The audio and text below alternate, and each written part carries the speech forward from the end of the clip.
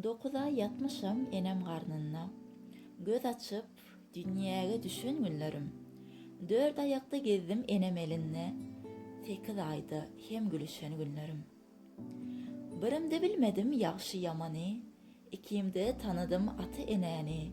3 ýaşymda Taňry berdi dywany, 4 ýaşymda daş atşan günlerim. 5'ime ötürdüm bahar ýadı bilen, 6 ýaşda gowalaşdym saz bilen, 7 ýaşda işim bolmaz gaýyd bilen, 8 ýymda diýişim düşen günlerim.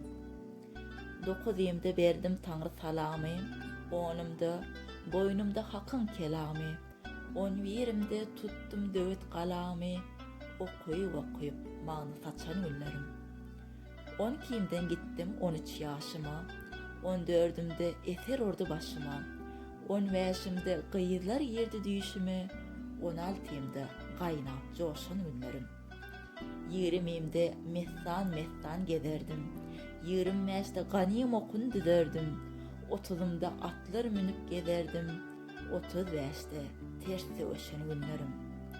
40'ymda goýulyp käsem dolmuşam, 50'imde elime tesbih almışam, 60'ymda piri mürit bolmuşam, Peygamber ýaşyny ýaşan günlerim.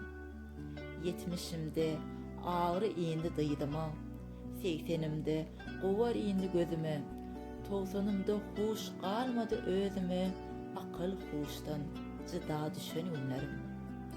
100 ýaşa ýetirmän alarlar janym, uzadyp goýarlar biçerler donuň, mawtym boly hemra bolsun imanım, can cesetten aýra düşen günlerim.